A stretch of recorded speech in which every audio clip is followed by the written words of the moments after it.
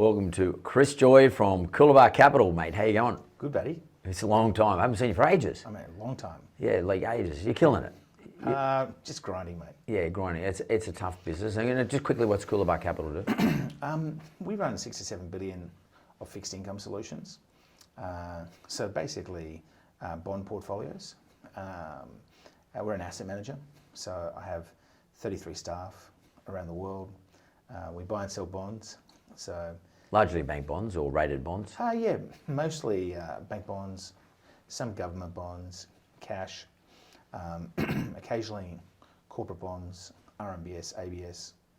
And we have probably the largest team in the market in this space, and we do a lot of research. So I have, 5 of my guys have PhDs, we have 13 quants. So we'd like to think that we're sort of at the vanguard of some of the research in this area. And anyone can invest in your fund too, by the way. Yeah. Yeah. So like, it doesn't matter if you've got $10,000 or if you've got $10 billion, Yeah. you can invest into the fund. Yeah, and like credit where credit's due, mate. You backed me back in I think 2012. Yep. You made really good money out of that, but you were our original partner, and then we bought you guys out, and that was a great relationship. I remember the day.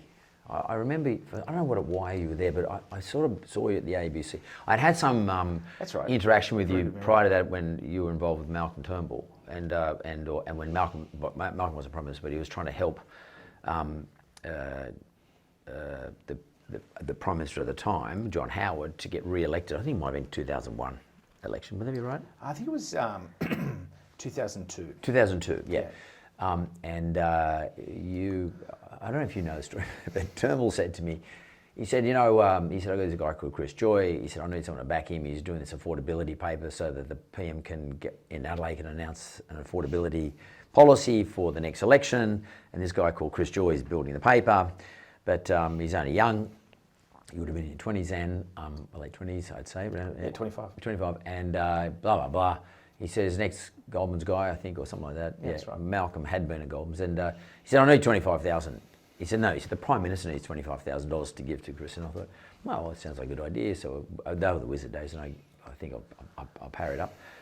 And you did do the paper, and the affordability house affordability policy was announced by the PM, and PM had also announced double first homeowner grant that year. He doubled home, and he won the election. It was good. Yeah, and actually that was paper. It was 380 pages, and I was at Cambridge at the time.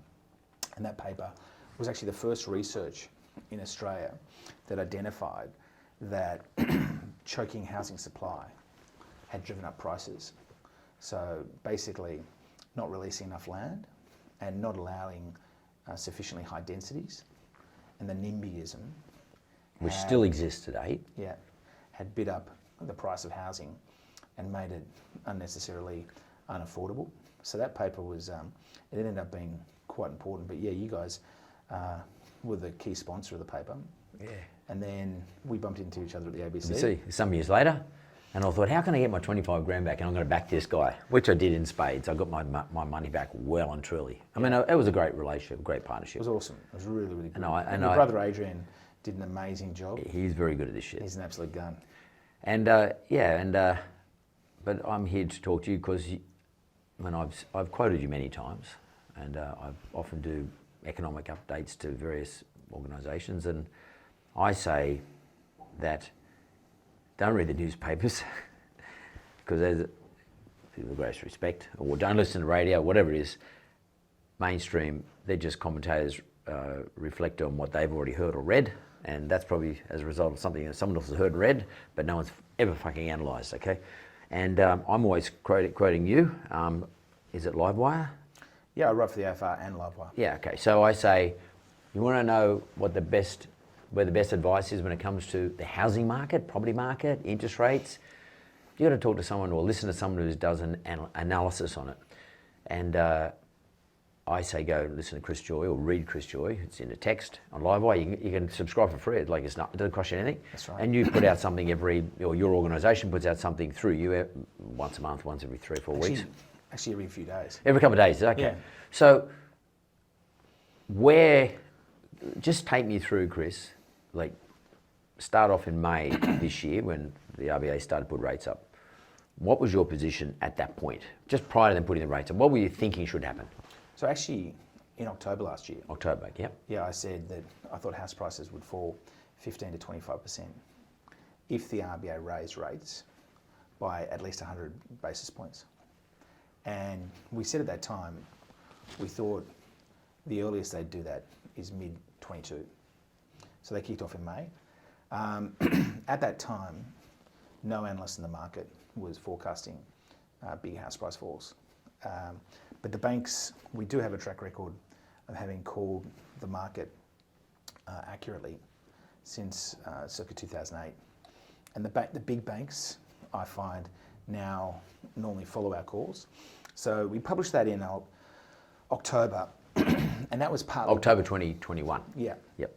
And that was actually partly based on us replicating the RBA's internal house price model. We looked at the model. It's very complex. It accounts for everything you can imagine. Incomes, rates, population, building, and we actually found some mistakes in the model. We improved it.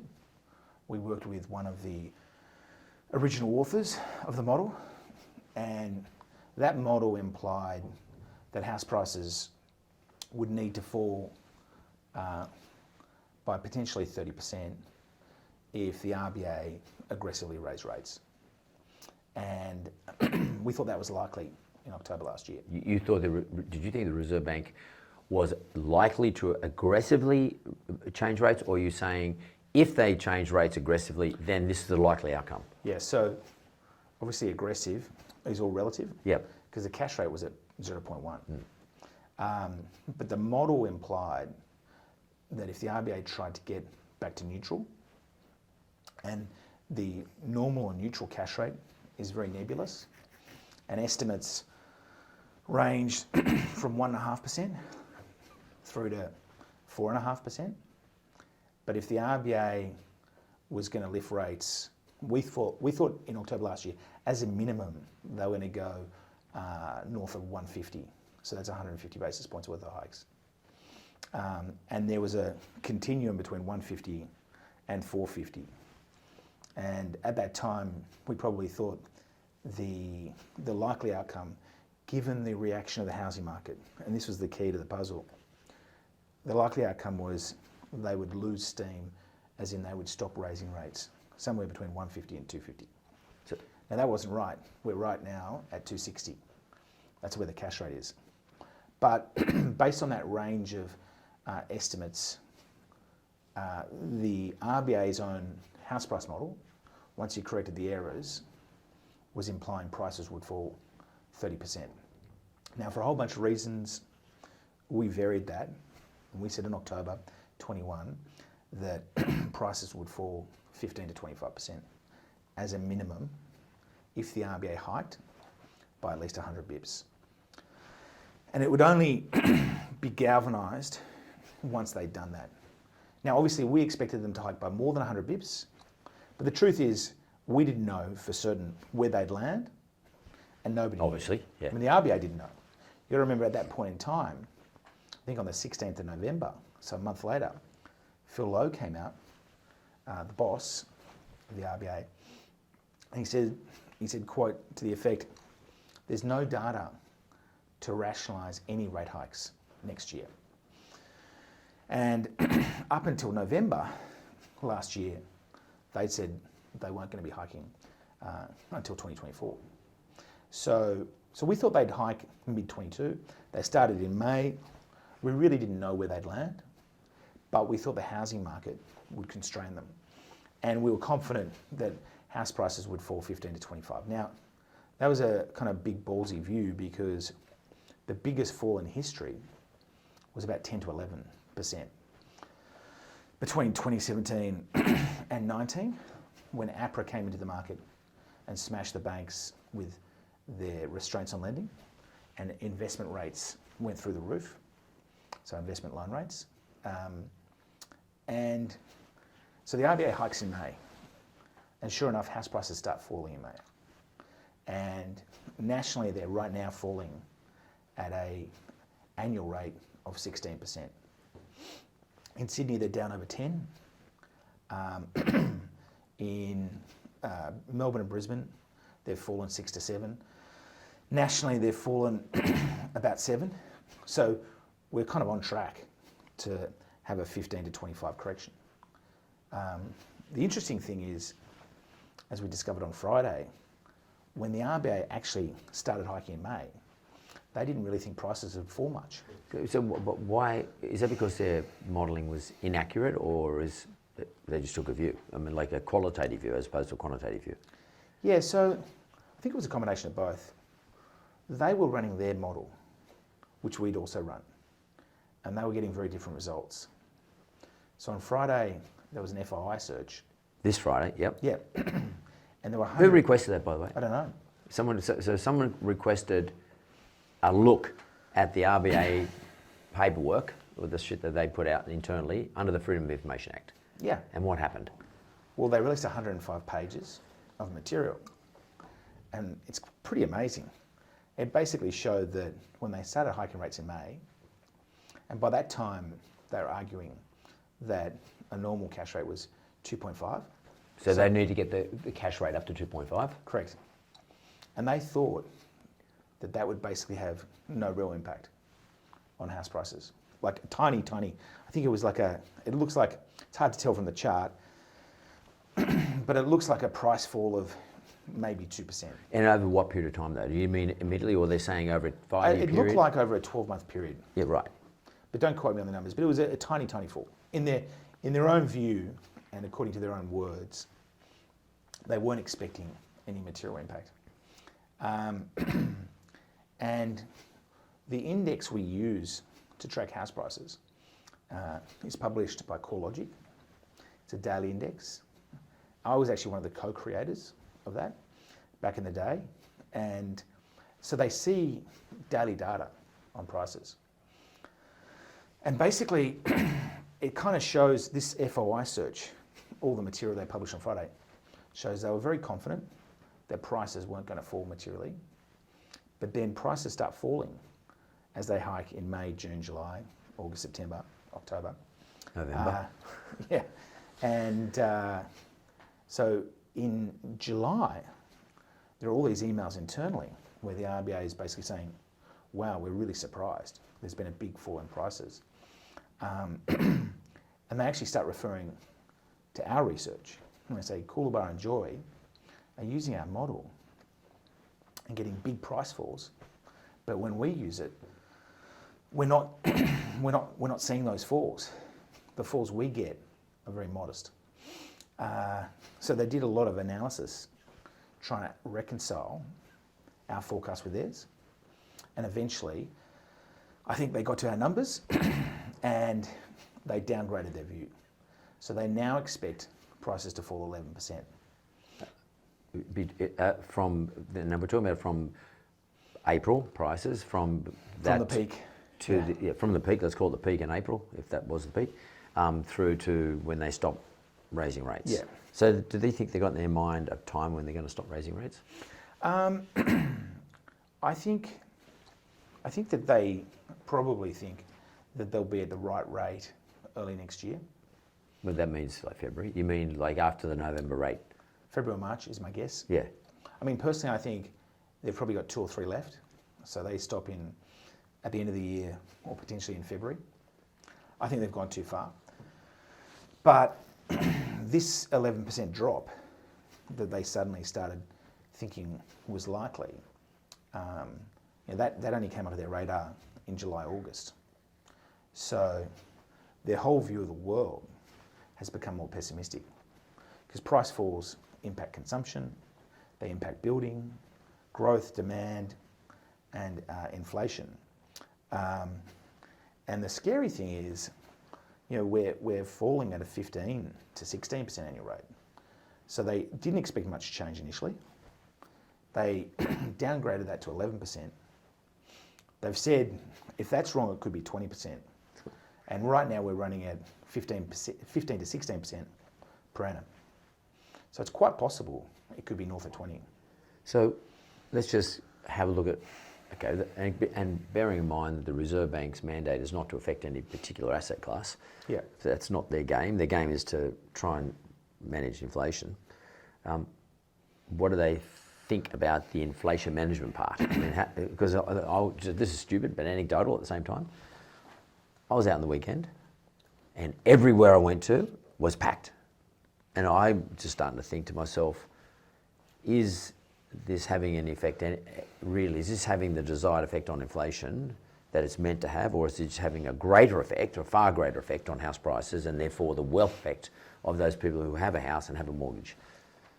Yeah, so I think the key is wages. And some of the early data on wages suggest they're starting to decelerate. So SEEK published an index of advertised salaries, and that's fallen quite materially. SEEK are also seeing a really big increase in the number of people who are applying for every ad. And another thing that we forecast last year was a tsunami of immigration. So we wrote last year that as soon as the borders opened up, we'd get record migration. So we've had 2 million approvals for visas. Yep. Is that what you're talking about? Yeah, so the data has only come through for Q1, but basically we're running the strongest migration in 20 years. We're getting record volumes of students and very strong skilled workers. Visa approvals and inflows. So you've got a situation where you've got a lot of people coming into Australia. The labour market's probably starting to soften. The RBA was hoping to get strong wage growth to keep inflation in its target band of 2 to 3%. But I think the official wage data will continue to rise because that's lagging. But the real-time data sort of suggests that that we may face a bit of a challenge in the period ahead, where the jobless rate will start rising. Wages growth will actually potentially become quite benign again, and possibly too low to sustain inflation in the target. And the RBA will have the same problem it faced over the last decade, which is insufficient wage growth to get decent inflation. Now, currently... Decent inflation, in other words, inflation at around the 2.5. Correct. In other words, it could be below. Now, currently inflation has a whole range of supply side shocks that have kept the numbers very high. And there's also been decent demand.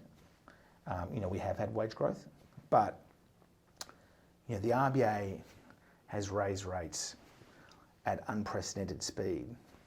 We've gone from 0.1 to 2.6, and we're probably going to 3.5, and it really hasn't had much new information. So it's, these rate hikes on our modelling take between 1 and 5 years to percolate through the economy. And I think there's a risk they discover that they've gone too far. And there's a risk they're cutting rates late next year. Can you explain to me, and there's been a lot of politicking and commentary around this, as you said right at the beginning, our fearless RBA leader, central bank leader, said in November, 2024 is when we're going to start seeing rate hikes. And now, although they haven't said it, but what you're saying is they're probably thinking to themselves, maybe we could be going a bit too far, too fast. Well, they've also, remember, they did 25 in May, and then they went a whole bunch of 50s. Yeah. And they surprised people when they suddenly cut to a 25 hike again. Last month. Yeah, in October. Yeah. And, potentially they're getting the yips, but surely, they've gone from thinking we're going to go from circa 0 to circa 2.5, and the housing market's not going to react to a situation where we're on track to have the biggest fall in house prices ever. And it's already worse than their revised case of an 11% drop. It's tracking much worse than that. So at some point, you've got to course correct. So does the Reserve Bank sit back and say, I get it, inflation's an issue, and it's part of their mandate. Inflation's an issue for lower socioeconomic people because people can't afford. They've got to make decisions about petrol, heating, and food, etc. I mean, I get that. That makes sense. So their mandate is to look after the welfare of those people, but it's also to manage the prosperity of the whole nation as well. So when does it sort of flip over and they say, okay, well, hang on a minute, we're looking after the welfare of those people who can't live in this new cost of living environment because of inflation, but at the same time, there's a massive cohort of people in the middle who now feel like they've lost one of their major assets. The value of the major assets has gone down by 20%. The housing market, those people sit in the middle. What about their super? Oh, and same with the super, because it's also affecting share indexes and the superannuation that they're collecting, etc. So how does this work, Chris? Like, when does the RBA board sit down with all the people who give advice at 2:31 on Tuesday, the 1st of November, Melbourne Cup Day, and it's obviously prior to that, but when does someone say, wait a minute, let's just pull up here where we're affecting a greater number in order to save a smaller number? How does it work in there? Because you work at the RBA. I mean, how does this stuff work? Yeah, so I think the RBA used to be plagued by a lot of groupthink, and they were quite, I think, intellectually belligerent. But I think they've become more adaptable recently, like very recently. Unfortunately, they've been proven wrong relentlessly over the last 7 or 8 years. Is it an inaccurate science? Is it their their fault? forecasting has been particularly poor. Right. Prior to in February 2020, I was telling them and the PM and the Treasurer, market's going to collapse. You have to cut rates to zero. You have to do QE. And I think the government was receptive to that message. The RBA, in early March, were giving speeches saying, this is no big deal. This is when COVID first hit. Yeah, and then they cut I think on the 3rd of March, only by 25. For the first time ever, they had another meeting on the 16th of March and cut again. And then they cut again in November. So I think they got the initial pandemic wrong. Then they massively underestimated the strength of the recovery. In late 2020, in the first half of 2020, they were saying house prices were going to fall 10, 20%. We said they would only fall 0 to 5. They fell 2. But in September, they'd start rising, which they did. And then they'd increase 20 to 30, which they did. Phil Lowe was saying in late 2020, prices aren't going to rise because we have no population growth. So they've got a lot of, I think fairly straightforward forecasts wrong. And that's forced them into, I think, more humility. And it has made them more data dependent. So when they swing fast. And we saw that late last year. They weren't going to hike till 24. And this year, they'll do more than 300 basis points of hikes. And I don't think I've never seen that. I mean, in 30 years, 40 years. No. And they had this view, I know, that the households were in a really strong position, high levels of savings, a lot of cash, and households could absorb the shock. I don't cop that because there's a whole lot of households, there's 60% of the population who are not in that position. Well, that's exactly right. Like if you look at the data... They keep looking at 40% who could handle it. Yeah, it's amazing how they cherry pick the data. But that annoyed me when I read that. So with great respect to the Deputy Governor, I can't think of her name for the moment. Michelle Bullock. Yeah, she said that in a speech. Yeah, and I read it. Yeah, and I said the same thing that you probably said, which was, I think she said 30 to 40% are going to be totally fine. Yeah, great. But the other 60%... But by definition, it means what about the other 60%? Yeah. And that wasn't touched on. And they kind of say, a third of households are way ahead on their repayments. Great. But 50% are not ahead at all. They're just making it each month. And they just make it each month.